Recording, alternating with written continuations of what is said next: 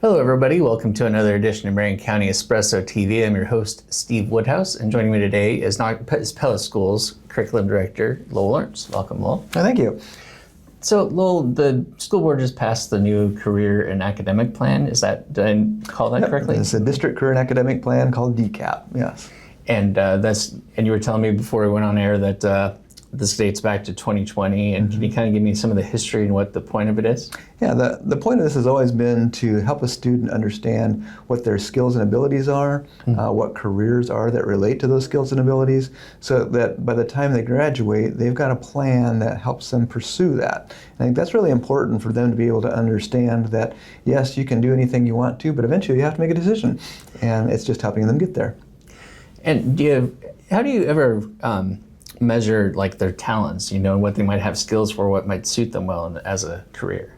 So some of the things that they do during this plan is they'll take a career interest inventory as an example, and that helps them to just guide that a little bit. Trying to get that idea of, I like working with people or I like working with things. I want to be indoors, I want to be outdoors. Some of the broad parameters that just start to help to funnel that down. It's what we actually talk a lot about, is that you start in a wide funnel. And at that point, you could do anything. But eventually you start to say, I don't like that. So you take that out of the funnel. And that keeps narrowing it down until you leave high school saying, in this area, I'm pretty sure that's something I want to try and get into. And as we all maybe have done, you'll change your mind on things. But at least your area is defined, so you know that. And so academically, we look at the skills that they have. They may have some athletic skills or some fine arts skills. And those things all fit into the picture.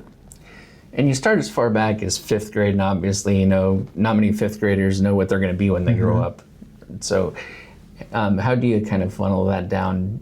Is it just through the series of classes, testing? It's to try and give them experiences with real world things.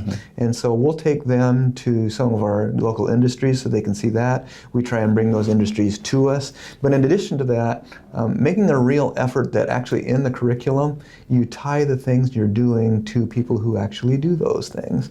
So when you're studying math and science, or when you actually look at what a social scientist does, to make sure that your kids realize there are jobs that people do that encompass this stuff. So that's a real big piece of it. And I know there's a pretty good relationship between the business community and Pella schools. Do you ever bring in people to talk to these kids or help connect them to professionals in that field? Yeah, we actually have a program called Peers, which has been around for a long time. And that's the whole concept of, we have modules that they can actually study where they'll come in and do demonstrations for us at different grade levels, and that gives them a great opportunity. We have 26 business partners, and those people are wonderful in giving us those opportunities for kids to see what happens.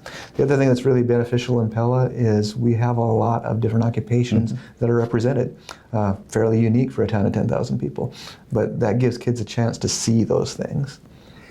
And how often do they get to meet with those? How often does the Peers program operate? It's not incredibly frequent because it's a big lift to be able to get those in there. So when they come, they'll actually meet with 180 kids during that time period, rotating through there.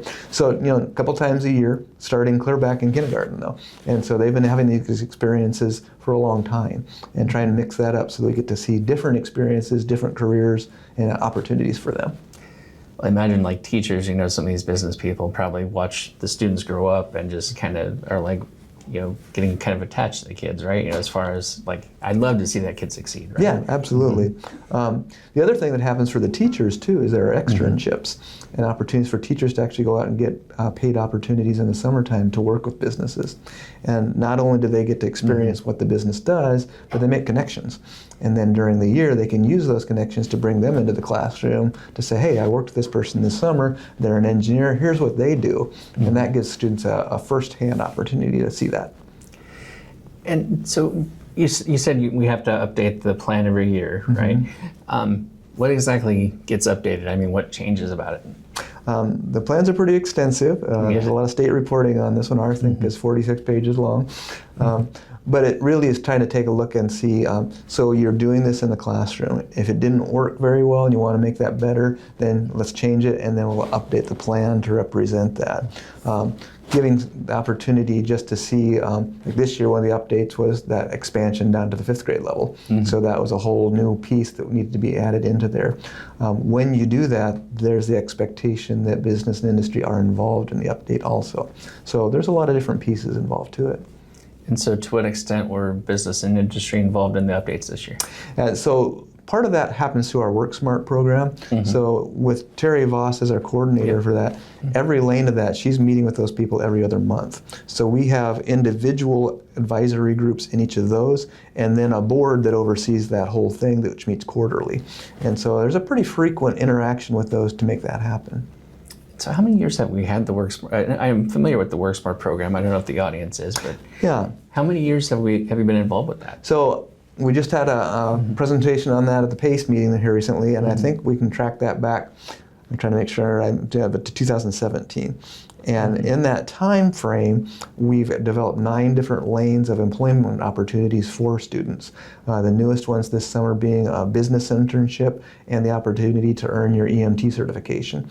And so a lot of those began with online programs like welding and those things, and not, I mean by online, on that line actually working. And then has expanded into healthcare and education, just a lot of different fields for kids to do hands-on opportunities, being on the workforce, and actually getting paid while they do it. And given that the program's been around for almost 10 years now, Terry probably has some success stories about how great that's turned out for some kids, that are now working, that started the whole program. Do you have any, or can you cite any examples? Yeah, a couple. In that first year, our student that first did that had some challenges in school, but was able to enter in this program and have great success. And we always said the biggest marketing component we had was when he bought a new F-150 truck, because all the other kids say, oh, I want to do that too. Yeah. But those pieces have been really great to see students who see their niche, and that's the motivational factor for them. At the PACE breakfast this last week, to see the student that is going to do his capstone project in the culinary experience stand up in front of a couple hundred people and confidently tell them, here's what I'm going to be making, here's why, here's how it works. Those are just fun things for educators to see, like, okay, this actually made a difference, this is a good thing. And I imagine that probably, you're not in the classroom every day, but does that give you like a sense of pride, seeing the success of these Pella kids? Yeah, it personally does. Yeah, as you say, I don't get to work directly with the kids each day, but hopefully we create programs and create situations for kids to be successful, and then the great group of educators we have help to develop them and make that happen. Do kids ever get nervous, like they're on like one career path or trajectory, and they kind of like, well, I'm not losing interest in that, how can I change? Are they ever nervous about coming to you or anybody else about wanting to try something different? I think their parents are nervous sometimes because they feel like this kid is invested in this and now they're changing their mind. But we always tell students, that's great. If you try something and you decide this is actually not what I want to do, then you know one more thing you don't want to do. And then we'll move on to the next thing that might be related to that, but it's a little bit different. We had that with our engineering program. The kids that were going into it were not necessarily interested in staying with the company. They wanted to go on to engineering school. So we created a new lane. And now we have a lane where kids actually do stay with the company. And that's because there has to be some return on investment for the companies here too, because they're putting a lot of time and effort into this. And it's great that our companies are altruistic and are willing to do that, but they also need to get some benefit out of it too, and they do. And if somebody wants to get involved, like you already have several businesses involved, but if there's another business that wants to get involved, is it very hard to reach out to you or Terry or somebody to get involved? That's exactly what they should do. Reach out to Terry Voss or me, and we can kind of start to have conversations about that.